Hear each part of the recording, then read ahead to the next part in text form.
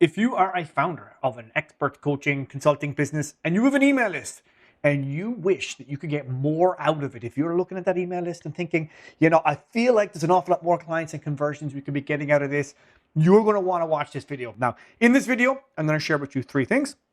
Number one, I'm going to share with you the number one biggest mistake I find and that I observe in founders that holds them back from maximizing the conversions in their own business. Right after that, I'm going to show you number two. I'm going to show you the fix to that what I find that not only amplifies the number of conversions, but the overall engagement from that email list, like really reactivating it back to life, while at the same time activating a bit of passion and fire in the founder, him and herself. And then number three, I'm going to give you the exact campaign and offer rhythm that I use in my own business and that a lot of my clients pay me a small fortune to have them run in their businesses to maximize those conversions across time, right? What I'm talking about here is not how do we just like beat the list over the head to kind of get a localized quick spike of conversions in terms of like burning out the list, but sucking a bunch of sales out of it. I want to show you how to maximize conversions across time because that is by far the biggest competitive advantage you can give yourself. Now, if you don't know who I am, my name is Ross O'Loughlin. I'm a former engineer turned business creativity coach, focused in on kind of marketing and conversions, but primarily helping founders create their best stuff yet, because I find we are in a season of founder creativity, and the number one way to get an awful lot more out of your business is getting the founder maximizing the amount of awesome stuff they're making and leading from the front. And that's what I help my clients do. Now, I work behind the scenes with some of the biggest coaching businesses in the game, in the coaching and consulting space. And these are the marketing systems, the email marketing systems that I would implement for them, for businesses that are at 500,000, a million, 5 million, 10 million, 20 million plus dollars a year. And I'm still working with businesses of that size directly with the founder to get their campaigns out the door. And I want to show you the exact same principles for how you can do the same. And so to kick us off with a little principle and a little philosophy, there's a great expression in the world of email marketing, which is I only send emails on the days that I want to make money. Now, I don't know who that wise man was or who that quote is attributed, but I use it all the time. And I will say without a shadow of a doubt, I see that in my clients' data constantly. The more you send, the more you make. There is a very direct correlative relationship between email send frequency and money in the bank. Now, that said, it is entirely possible for you to crank up the amount of email that you send and not really make any money at all, right? Because when we're talking about sending more email, what we're really talking about is sending more offers, giving the people on your email list more chances to commercially engage with you, while at the same time making the case in those emails for why they would want to work with you. And what we want to have with both of those things is a high send of email frequency, but more specifically, lots of offers wrapped in a campaign, right? Campaigns are the number one biggest contributor to conversions in my experience. And if you're just like slinging out the occasional email without any structure wrapped around it from a conversion perspective, you are really missing out. Now, to start, we're going to look at the number one mistake I see founders make with their writing and with their emails. So here we are on the graph paper of truth and illumination with one of my favorite graphs. Now, this is the graph that I use to explain why most founders end up stopping writing and getting it off their plate. Most of the time, the founders are born in a fire of creativity where they start their business and they're all fired up to solve a problem. And they're the one largely expressing the problems and the philosophy and why things are solved a certain way. And for the most part, it's because there's a high state of energy in what they're writing about, right? If you're looking down the bottom here, we have like 10 on one end and 1 on the other. And the energy line here is about how energized the founder is to write about a specific thing. And what I've observed throughout the years is there's a very direct correlation between these two things, right? As the founder has something to write about, the pain and resistance is very high when there's a low level of energy in that idea for them, meaning they're not all that excited to write about it. It doesn't energize them. And what ends up happening is as the energy levels rise, right, there's a steep drop off here like this to a point where once you're at a very high level of energy in that idea, the founder is really pumped to write it. There's very little pain and resistance. But that is not the experience for most founders when they're doing their own writing. Most of the time what's happening is they have not got a good idea. They're kind of under time pressure, or they've fallen behind on their writing, or there's something that's causing them to not be, I would say, in a high state of creative flow. And they're in a state where it's like they're meant to be writing something, but they haven't written something in a few days. And then they're latching onto some average idea that's kind of mid and just really not all that good. It's not really, let's say, inspiring to them, but it's relevant enough for them to go, I can write about that and it will not be stupid. But the reality of creativity is that most ideas are just pretty average, right? And what ends up happening is the founder sits down to write, and then they're in this kind of zone here where the idea is like a 4, a 5, or a 6, pretty mid and average, and there's just a lot of pain and resistance when it comes to writing that thing, right? So the result is a whole bunch of resistance, and then it takes forever to write the thing. It's not a very enjoyable experience, and then they send it out, and because they didn't enjoy writing it, it doesn't really resonate with the audience, and then it doesn't get the results that the founder wants as the feedback for, I should keep going with this, right? And then the result is usually the founder goes, well, I'm gonna need to get that off my plate. Let's get someone else to write the stuff because I don't even enjoy it, and I'm not reliably doing it because I'm procrastinating on it because I don't enjoy doing it, right? And the result is then that the voice gets delegated to someone else, or even worse, they start using AI, and we all know who's using AI these days, right? But the point is the voice gets diluted, and there's nothing quite like the founder's voice to get the point across for why you and your solutions and your philosophy are ideal for the people that want to work with you. And so this pain and resistance factor when it comes to the founder's writing is the number one mistake that ends up having them getting their voice off their plate, which ends up just crushing conversions in the long term. Because the number one contributing factor I've seen is when you have a founder who's fired up, is on mission and on point, and is enthusiastically explaining why their shit is awesome and why you should be signing up to work with them. Because in my experience, copy is stored energy, right? A lot of people think that great copywriting is some magic combination of neuro-linguistic programming that if I just put these words in this order, it's going to force the humans on the other end to programmatically like pull out their credit card and say, I must submit. And unfortunately, it's just not that way, right? I'm an engineer. I'm raised in a family of computer programmers. And I will just tell you, unfortunately, it's not the case. As much as I would love it to be that way, you could just find a magic combination of words to get people to buy. That's not how it works. Humans make decisions and choose individuals, all right? And what great copy is that it is an expression of an individual explaining to someone else with clarity and enthusiasm for why their thing solves a specific problem that someone else has and why it's been designed a certain way that's the perfect fit for that individual. And as soon as you start stripping out the enthusiasm and the clarity and the philosophy that's baked into that solution and handing that over to like AI or some secondary writer, it just all gets diluted. Because what I've seen is that most founders actually enjoy the creative process.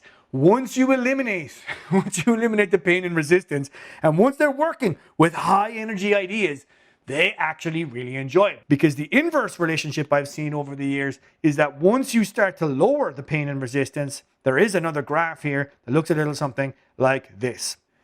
Is the joy and speed function, right? Where as soon as you have a founder who's writing high energy ideas that they're enthusiastic to sling, the speed at which that writing comes out is incredible. The joy at which they are engaged in the creative process is palpable. And then the result is the experience of being on the receiving end of that as the reader just is high energy, because the energy from the creative process has been captured in the copy, and then it's experienced by the people on the other end, and they're like, man, this person is on fire. They are clearly fired up about their stuff. And in my experience, that does way more for conversions than nearly anything else. Now, this idea of energy versus pain and resistance, it applies to the individual email angles and ideas, right? Like, which ideas are you excited to write about versus not? But it also applies to many other things, right? And so if we write down here email ideas at the top, we could say that's the very high level here, the very granular level of how this principle is applied to it. But it also applies to many other things. Specifically, if we go all the way to the bottom here, one area that I see a lot of my clients feeling the pain and resistance is to some specific products and solutions, right? It's very common that I would work with clients and we're writing campaigns and there's new fresh ideas coming out, and then we're looking to promote something else. What is the next thing we're going to promote? And I'll point out one of their products and solutions. I'll say, what about that? And then there's the pain and resistance immediately emerges because they're bored of that thing. They don't want to teach it anymore. Or there's something about that product or solution in their kind of catalog that they're just like, I could promote that. Like, we'd make money, but it's like pulling teeth because they're not energized by that product or solution anymore. And it's the same principle at play. If you're fired up about a specific angle or idea to write an article about, that's one thing. But as soon as you start looking down the chain here, right, to something else, other objects in the client, in the customer's, your world, right, other things that can affect it, the offer itself, right? Are you excited to promote this offer, right? If you're drawing the distinction between the product and the solution being like, this specific coaching program, I'm not really excited about getting people into it. Maybe you have a coaching program where you are into it, but there's a specific offer that someone said you should do this, I don't know, payment plan, or you should offer this 2 weeks free or whatever. And it's a specific offer to join you in a coaching program or a product. And you're just like, yeah, okay, I can do that. But if you're not enthusiastic about it, it's just generally doesn't tend to work. So what's the solution to this fix? How do we get the founder fired up and excited to be writing these things? Well, I submit to you that we want to be looking at the domain of creative motherfuckery, MFery, here at the top of this illustration.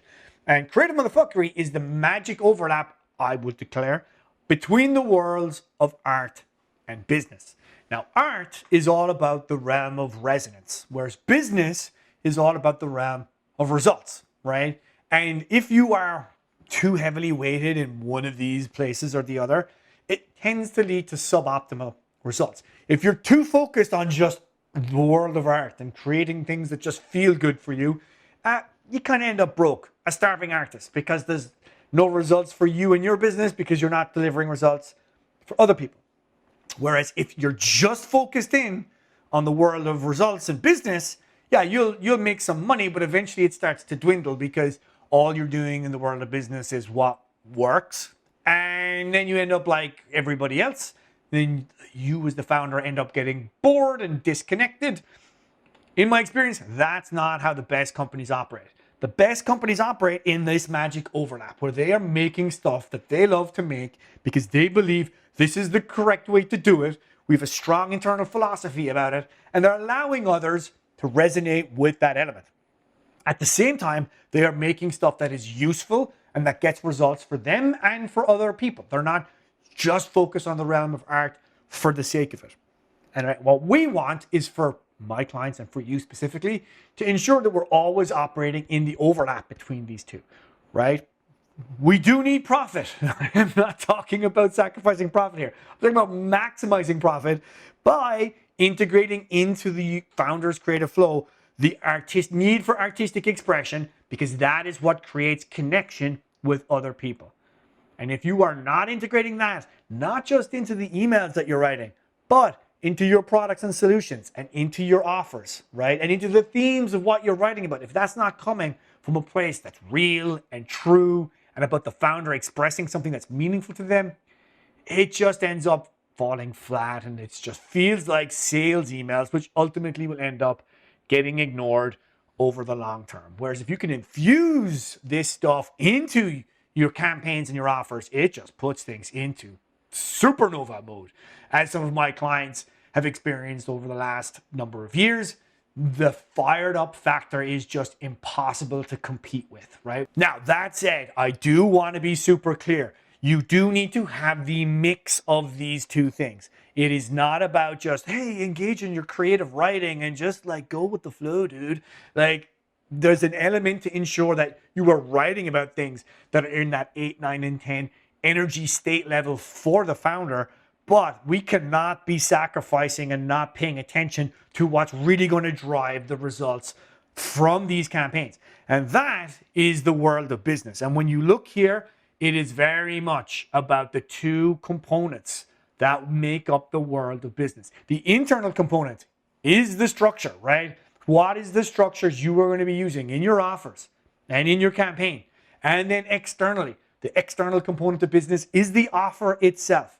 And for the most part, if you want to drive results up in the most reliable method possible, you just need to do two things. You need to make more offers, and then you need to structure the campaigns using proven campaign structures. At the same time, in the communications, you do need to factor in the artistic identity of the founder, right? How are we expressing the identity of the founder and the identity of what you've created so that it resonates with other people?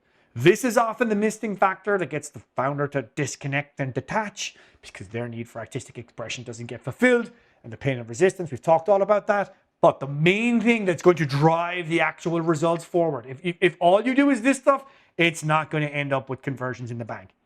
Now, I'm going to have another video that dives a little deeper into the art business, creative motherfuckery video, our concept. We won't go into that anymore in depth here, because what I want to show you next is the third thing I said I was going to show you, which is the proven campaign and cycle of offers that I use in my own business and in my clients' businesses to lead to that increase in conversions. Now, as we go into this, you just need to understand that if all you do is just batter people with offers, eventually you're going to tune them out.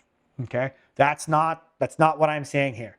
What I'm saying is you need to maximize the number of offers across time while factoring in the creative motherfuckery elements that makes it worth reading. That's the art side, right? If you are resonating and you are connecting with people and you're delivering your philosophy and perspective and you have a strong sense of identity in your writing, there is literally no end to the number of offers that you can make.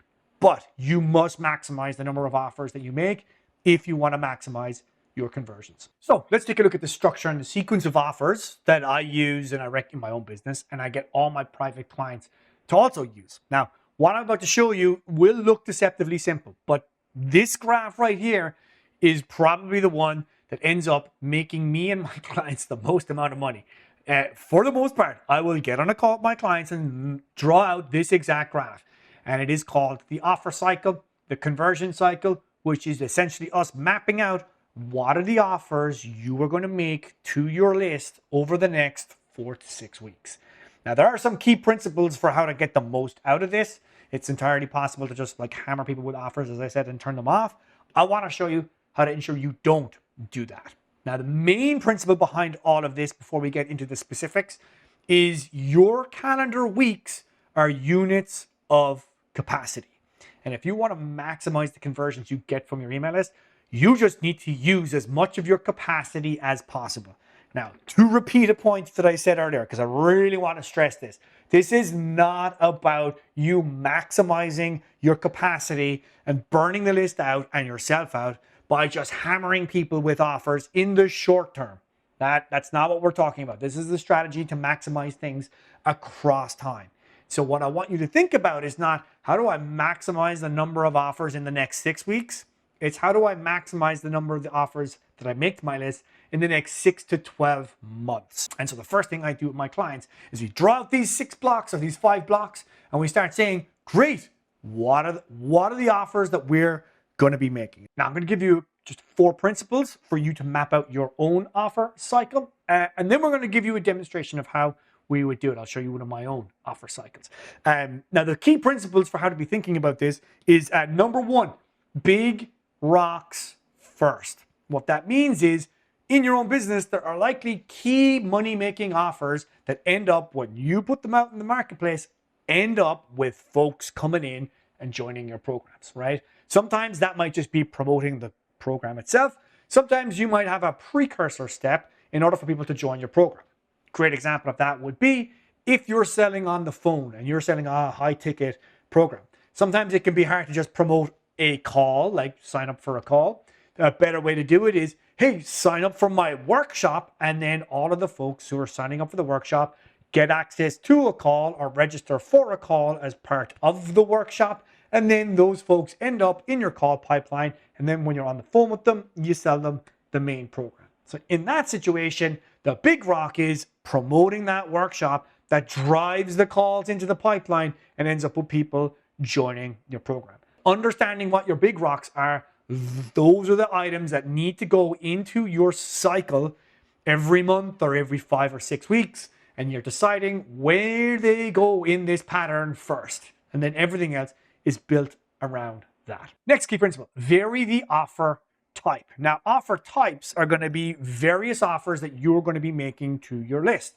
If I am promoting, let's say, my key main program, the Chamber, if all I'm doing is promoting the Chamber and then promoting the Chamber and then promoting the Chamber, that ends up becoming predictable and just not effective because people start to tune it out. But you can vary up the offer types that you promote. So some examples of offer types would be a free workshop. Another offer type would be a paid workshop. Another offer type would be a low ticket program.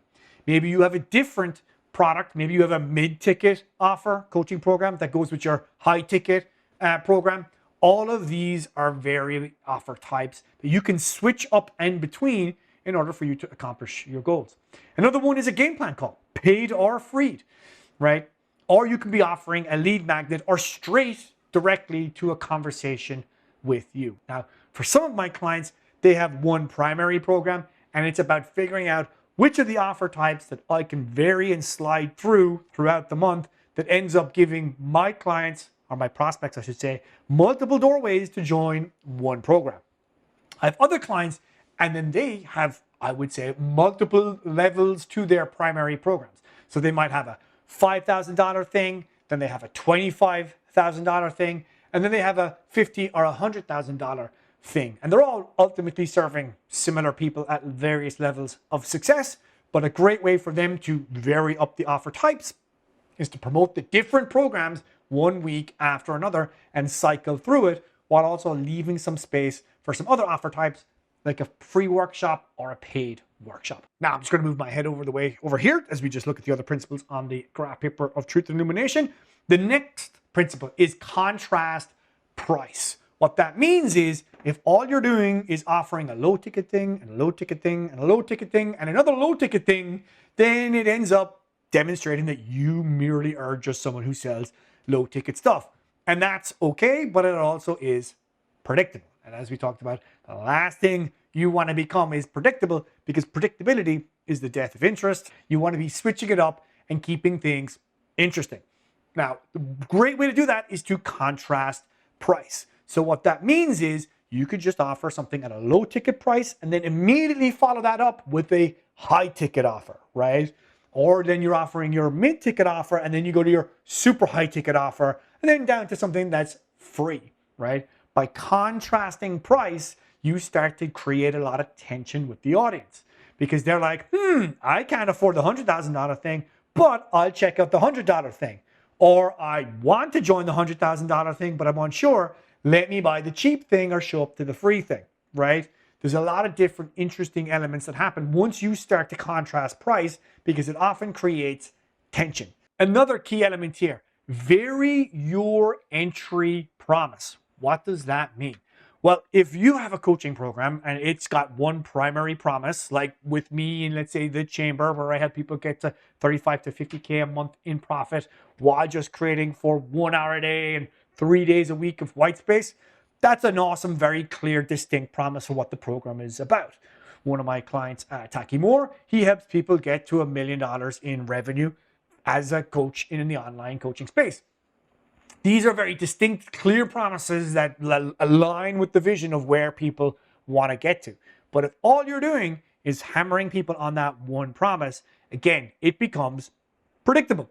And so a great way to get people into your world is to understand that you can vary up the entry promise. Now, here inside of conversion engineering, we call these signature entry offers, and they're one of the most effective ways I found to get people into ongoing monthly recurring revenue group coaching programs or membership sites. As an example, right now in my own business, I'm helping people with something called the Campaign Studio. You can get details about this below in the description of this video if you want to see how a signature entry offer works. But essentially, what I help people with a big picture promise inside my programs, I also help people with some things that are very specific. As an example, one of the best and most effective things I can help you do is make more offers in your business. Because if you have an email list and you want to make more offers, that's a very specific entry promise that I can say, would you like to get to a point where you're making 3 to 4 offers a month? Because it's going to do tremendous things for your business. Come and work with me for 6 to 8 weeks and we will make that happen. Obviously, once we start working, I'll be able to see a bunch of other problems in your business. And if you enjoy working with me, I can extend additional offers to work on other things with me. And now we're in an ongoing loop of getting stuff done together. In my experience, most businesses have many potential entry offers that they can use. And so if you start to apply these 4 principles, it's going to give you an awful lot of options, right, on how to build out your offer and conversion cycle. So as an example, let's just kind of go through here. So if we'll say big rocks first, for me, big rock number 1 would be the chamber. And I'm going to put this on week number 2 here, just because I know what I like to do is I like to sequence a low ticket offer followed by a high ticket offer, right? In the sense that, number 1, that varies up the offer type and also gives me pricing contrast. So if what I would like to do here, I would probably put on a, let's say, paid workshop in this week, and I'll make that specifically about, let's say, the offer cycle. So I'm going to do a workshop on exactly what I'm showing you in this video. A little more detail, it'll be hands-on, and we'll be like, let's map out your offer cycle, and I'm going to show you exactly how to get it done.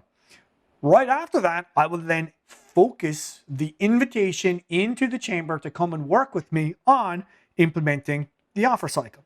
So, hey, do you want to work with me for 6 to 8 weeks on building out your offer cycle so you can make more offers to your email list? If that's something that you want, again, doc below the video for you to check out, number 1, what that looks like as an example for you to model, but also number 2, if that's something that you feel like it's going to help you in your business, it might be worth checking out. So here's 2 back-to-back examples, paid workshop followed by an implementation invitation. Right after that, I might then invite people to come and work with me in Open Every Day. Now, Open Every Day is a mid-ticket level to my client studio, where this is like $100 a week to work with me, whereas in the chamber, it's closer to $400 a week. Right after that, what I might then do is I might invite people to come and work with me one-to-one. Right now, that is a much higher price point for people that have got big lists and audiences. And I might say, do you want to work with me specifically on getting your writing sorted? We can work together for 6 to 8 weeks, and we can get your writing as a founder ripping, where maybe you've already got the offers installed. You just wish you could do it faster and better. And then I might do a free workshop, or I might do, let's say, a paid game plan, right? These are examples that I like to switch up. Meaning some weeks on my cycle, I might say, this one is kind of a floating week. Like some months I'll do this with it, some months I'll do that with it. It's kind of an open slot for me to put in various offer types. Whereas every month, I'm going to be definitely for sure. Every month, these 2 are an engine. And these are the 2 that I get a lot of my clients to start installing in their own offer cycles, because it's the engine that drives most of the conversions into their big ticket programs, right? The other one that ends up coming in frequently would be Open Every Day. And then on these 2 weeks, I might vary it up. But the ones in blue here are the ones that are going to be more permanent fixtures in my offer cycle, and then a lot of my clients' offer cycles, that allows them to rotate through these things with clarity while applying the principles that I've just shown you how to apply to make sure that you're creating the most tension and desire to work with you in those things. Now, I'm not saying that you need to jump to sending an offer per week immediately, but that's certainly the maximum capacity that you want to be working up to. If you're only sending 1 offer a month right now, try and figure out, what am I going to add to the conversion cycle? Number one should be your big rock into your main offer. Number two should then be, what's the next additional offer that I want to start promoting on a monthly basis that's going to amplify my conversions while applying the 4 principles that I just showed you. Now, once you've figured out what offers you are going to make, then the next thing you're going to need is to figure out what are the proven campaign structures I can use and how do I come up with a bunch of energizing ideas to write about as I'm promoting this offer and as I'm writing this campaign. Now, I'll have that in an upcoming video. I'm not going to squeeze that into this video. It's already been detailed enough. But if you are interested in working and getting more offers out the door, go below this video. There's a link, as I've mentioned, to work with me on the Campaign Studio, which will be you and me collaborating to get you to a point where you're able to write emails in about 20 minutes a day, 30 minutes a day as a founder that you are super excited and energized to write about. But more specifically, how do we get you shipping 3 to 4 offers a month that have you fired up and energized and that you love to make and that other people love to buy and that has your audience not just converting and becoming customers and clients, but also commenting that you are back on form and on fire because the stuff you're sending is stuff that they love to receive and buy from. So if that's something you're interested in, go below the video, check out the link to work with me in the Campaign Studio, and stick around. There's a few other videos on here that I think would be useful for you to look at if any of this stuff resonated with you. So thanks for watching. Ciao for now.